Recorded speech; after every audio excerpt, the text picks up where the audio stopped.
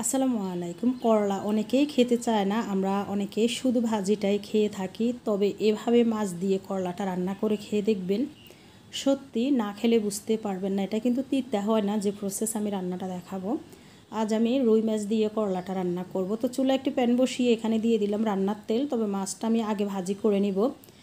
প্রথমে যে পাতিলে মাছটা ভাজি করবেন ওই প্যানটা ভালোভাবে গরম করে নিয়ে এরপরে তেল দিবেন। আর এখন যেভাবে আমি দেখিয়েছি যে করলাগুলো মাঝখানের বিচি আর বুকের অংশগুলো আমি ফেলে দিয়েছি, আর এভাবে 4 টুকরা করে লম্বা করে কেটে নিয়েছি। এখন আমি রুই মাছগুলো দিয়ে দিলাম। এখানে তেলটা গরম হওয়ার পরে এখানে আমি রুই মাছের ভিতরে লবণ আর হলুদ মেখে নিয়েছি, সেটা দেখালাম না। তবে মাছ দিয়ে যখন সবজিটা রান্না করবেন তখন বেশি মচমচা করে ভাজতে যাবেন না, তাহলে কিন্তু এর টেস্ট নষ্ট হয়ে যাবে। আমি হালকা শুধু একটু ভেজে নিব, যাতে করে মাছের কাঁচা গন্ধটা চলে যায়, সেটাই। আর বেশি কিন্তু ভাজতে যাব না।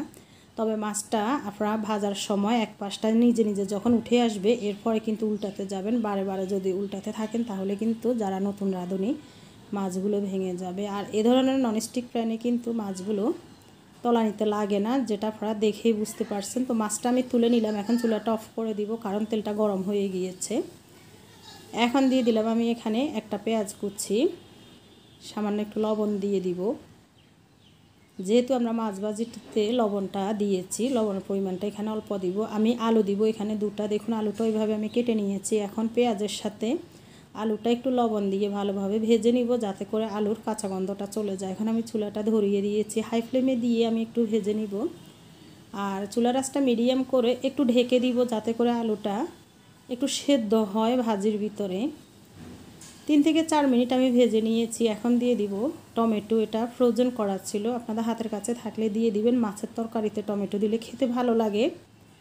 আর সামান্য একটু দিয়ে দিলাম রসুন বাটা। তবে মাছে কিন্তু বেশি মশলা যায় না, বেশি মশলা দিলে খেতে ভালো লাগবে না, তার নিজস্ব একটা স্বাদই থাকে।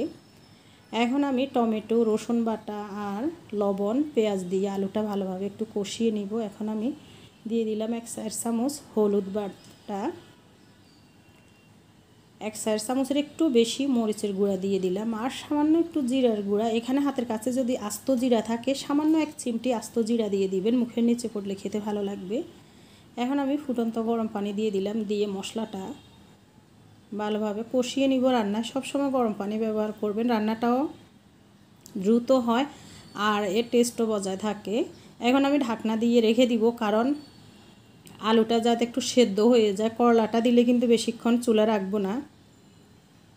এই যে এভাবে একটু কষিয়ে নিব তেল উঠে আসা অবধি। আলুটা তেমন একটা বেশি সেদ্ধ হয়নি, যেহেতু আমরা মাছ দিব এখানে। এখন আমি মাছগুলো দিয়ে দিলাম, দিয়ে সামান্য একটু নেড়ে নিব, বেশি নাড়তে যাব না, তাহলে কিন্তু ভেঙে যাবে। এখন ফুটন্ত গরম পানি দিয়ে দিব, আমি একটু বেশি করে দিয়ে দিব, যাতে করে আলুটাও সেদ্ধ হয়, মাছটাও সেদ্ধ হয়। আর আলুর তরকারি কিন্তু ঝোলটা চুষে নেই, মানে যতটুকু ঝোল অবস্থা আপনি নামাবেন চুলার থেকে পরবর্তীতে কিন্তু কমে আসবে। ঢাকনা দিয়ে হাই ফ্লেমে রেখে দিয়েছিলাম প্রায় আলুটা সেদ্ধ হওয়া অবধি। এখন উপর থেকে দেখুন ঝোলের ভিতরে আমি করলাগুলো দিয়ে দিচ্ছি। এখানে একটি টিপস বলি, করলাটা চুলে দেওয়ার পরে আর নাড়ানাড়ি করবেন না, বেশি নাড়লে কিন্তু এটা তিতা হয়ে যাবে। এটাই হলো একটা গুরুত্বপূর্ণ টিপস। দেখুন কিভাবে আমি দিচ্ছি। দিয়ে এখন আমি চুলার আঁচটা হাই ফ্লেমে দিয়ে ঢাকনা দিয়ে 3 মিনিটের মতো রান্না করব, কারণ করলাটা অতিরিক্ত বেশি সেদ্ধ করলেও তিতা হয়ে যাবে। 3 মিনিট পর আমি ঢাকনাটা খুলে নিলাম। এখন আপনারা পাতিলের হাতল ধরেও নেড়ে দিতে পারেন, আবার এভাবে আলতো হাতেও একটু নেড়ে দিতে পারেন। এই পর্যায়ে লবণটা চেক করে নেবেন। আমি আবারও ঢাকনা দিয়ে 2 মিনিটের মতো রান্না করে নিয়েছি। এখন 2 থেকে 3টা কাঁচামরিচ একটু ভেঙে দিয়ে দিলাম, আর দিয়ে দিব কিছু ধনিয়া পাতা কুচি। এটা দিলে কিন্তু খুব সুন্দর একটি ফ্লেভার আসে, খেতেও ভালো লাগে। কারণ মাছের ভিতরে ধনিয়া পাতাটা দিলে মাছের স্বাদ দ্বিগুণ বেড়ে যায়। এ পর্যায়ে কি করব, চুলার আঁচটা একেবারে লোতে করে আমি 2 থেকে 3 মিনিটের মতো চুলার উপরে বসিয়ে রাখবো, যাতে করে ময় মশলাগুলা মাছের ভিতরে, করলার ভিতরে যায়। এরপর চুলাটা বন্ধ করে দিয়ে ঢাকনা দিয়েও রেখে দিব আর 2 থেকে 3 মিনিট, আর উপর থেকে তেলটাও সুন্দরভাবে উঠে যাবে। এখন আমি একটি সার্ভিং ডিশে দেখুন বেড়ে দেখাচ্ছি। একটু পাতলা ঝোলের হবে, এটা খেতে কিন্তু খুবই সুস্বাদু। আমরা তো মাছ দিয়ে অনেক কিছু খেয়ে থাকি, এভাবে করলাটা আলু দিয়ে রান্না করে যে কোনো মাছ দিয়ে খেয়ে দেখবেন, অনেক ভালো লাগে। ভিডিওটি ভালো লাগলে ইউটিউব চ্যানেলটি সাবস্ক্রাইব করবেন আর ফেসবুক পেজটি ফলো দিয়ে দিবেন। আল্লাহ হাফিজ, আসসালামু আলাইকুম।